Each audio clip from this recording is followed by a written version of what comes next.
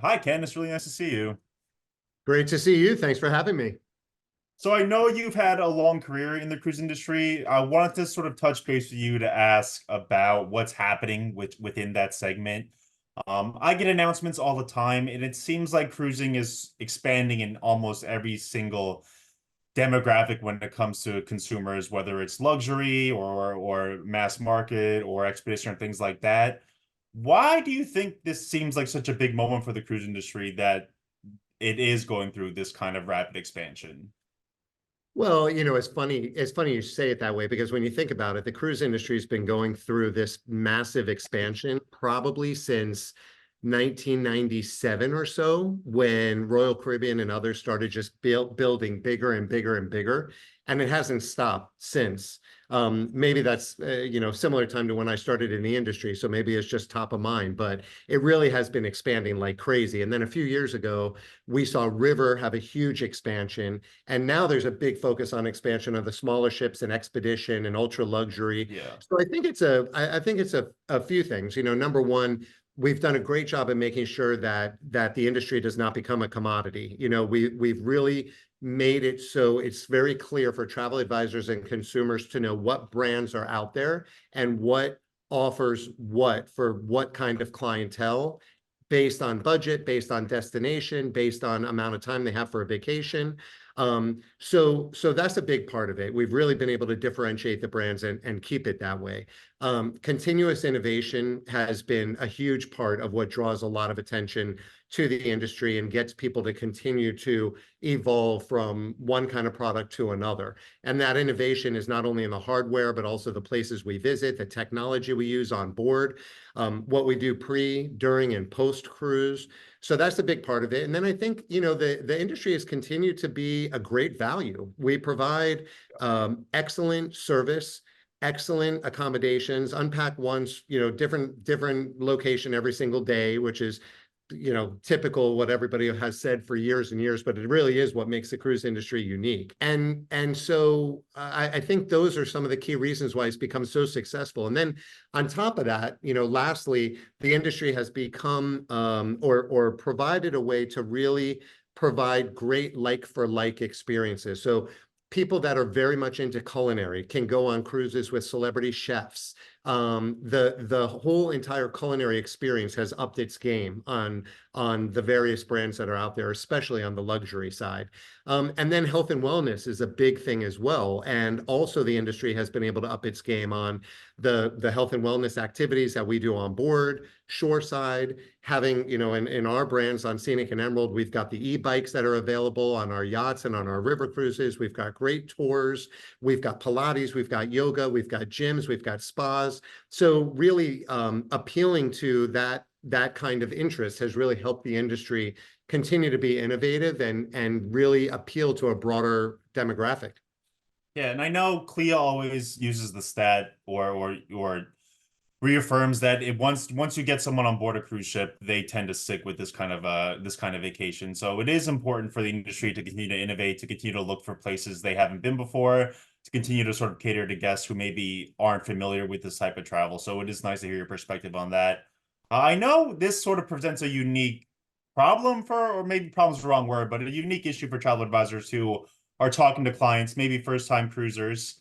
And there seems to be a wider range of cruise ships, of suppliers, of destinations than ever before. Can you talk a little bit about that? I mean, what are some ways that advisors can use to identify maybe what type of cruise or what type of cruise line their client would be best suited to?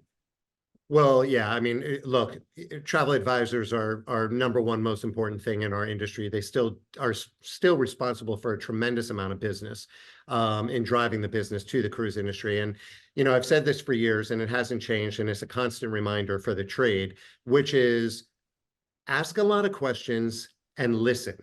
Don't immediately think with your own wallet. Don't immediately think, oh, what would I do as a travel advisor? Really ask the questions, because people are out there with, they may be celebrating a certain milestone. They may want to go to a certain bucket list destination. They may have been saving up for years to go to Antarctica, And you wouldn't know unless you really ask them who you're traveling with, what's your budget like, what is your time frame like, how much vacation time do you have, or do you want to dedicate to this? Is this a milestone? Is this a celebration? Is this something that you're just looking to get into for the first time to get your feet wet? Or are you an experienced cruiser? Have you done land-based? Have you done cruises before? So all of these kinds of things are very important in understanding what the preferences are that the client has in order for you to direct them to the right place. But again, it all boils down to ask a lot of questions and listen before making recommendations. Because when you ask the questions and you listen to what they're looking for, you'll be able to narrow it down to the right time frame, the right budget, the right brand. And at the end of the day, you as a travel advisor want to put your clients on the best vacation experience that fits what they're looking for, because then, and as you mentioned, they're very likely to repeat and refer. So refer to their friends and family to get you even more clients as a travel advisor. So asking the questions and listening and then developing the proposal or what you're going to recommend around that is the number one key thing. The point is there is something out there for everybody. There's something from 3-day out of Miami, Bahamas, get your feet wet, super affordable, to something that is expedition, bucket list, and everything in between. So asking those questions is key. And I know you have experience. You mentioned Royal Caribbean, but you mentioned other cruise lines too. Like you've experienced throughout this industry. Yep. And I know, again, once we get a first-time cruiser in this industry, they tend to move around. Any advice for advisors who are wanting to move clients from one type to the next, from maybe mass market to river or river to expedition and things like that? Is there a typical like road consumers take within the cruise industry? Yeah, I mean, I wouldn't say there's a typical road because it varies. You know, you can have first timers that choose to go on an ultra luxury uh, world cruise for all I know. So it's not a typical road, but what I would say is I think there's a natural evolution. So it is typical that a lot of people will start with a little bit more of a mainstream option, larger ship, more affordable. As I mentioned, get their feet wet on a 3-day, 4-day, 7-night maybe.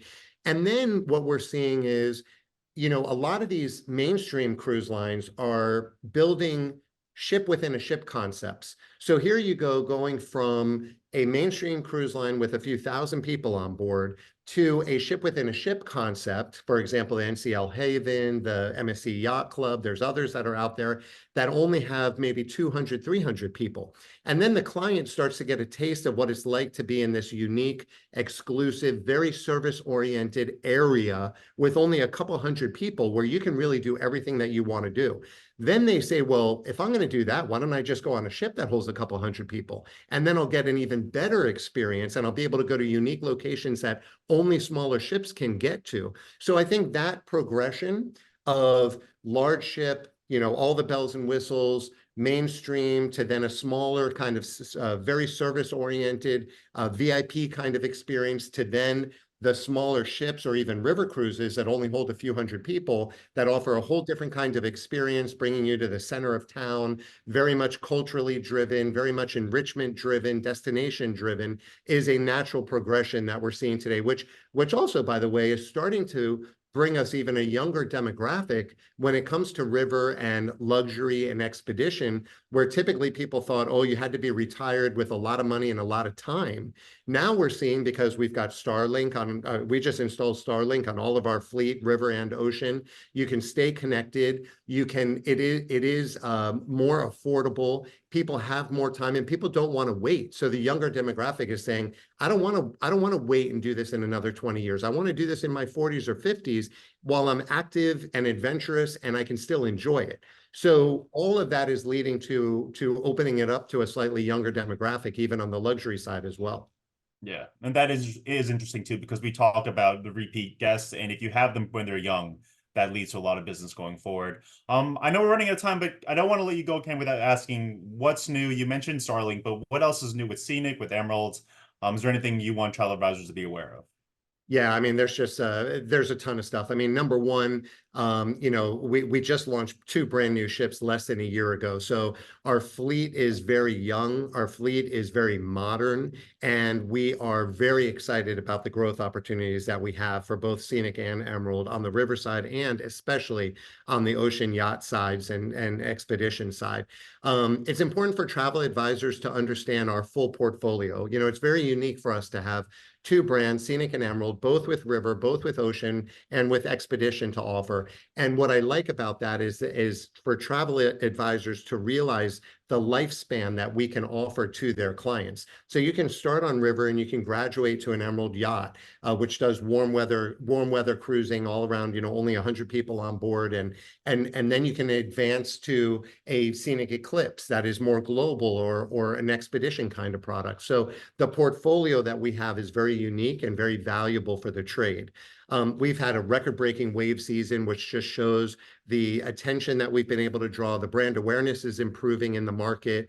We've had more travel advisors sign up to do business with us on a weekly basis than ever before. So all of that kind of stuff is really putting us in a great position for much success going forward. And the more successful we are, and the more that we're doing in the US market, which is a key focus of ours, the more successful and commission we could pay for the travel advisors. Our guests are extremely, extremely satisfied when they get off the ship, which is resulting in repeat and referral business. So all of that is key. We just finished our Antarctica season with both Scenic Eclipse 1 and 2, and now Scenic Eclipse 2 is getting ready for the first time to do a season in Australia and the Kimberley region, which is where we were born and raised. We're an Australian company, our owner's Australian, so it's great to bring one of our new ships, our newest ship, over to that region and do the very unique Kimberley region, which a lot of people are talking about today as the next big up-and-coming bucket list experience. So those are just a few things, and then we've got, believe it or not, a few very exciting announcements that are going to happen in the next month or so that travel advisors will be really excited about as well. Yeah. Well, thank you so much for your time, Ken. I know you just got back from the Yassa River Expo too, so I appreciate you jumping on and talking with me. And it's always nice to hear your perspective on the industry. Great. Thanks for the opportunity, Dan. All right, take care.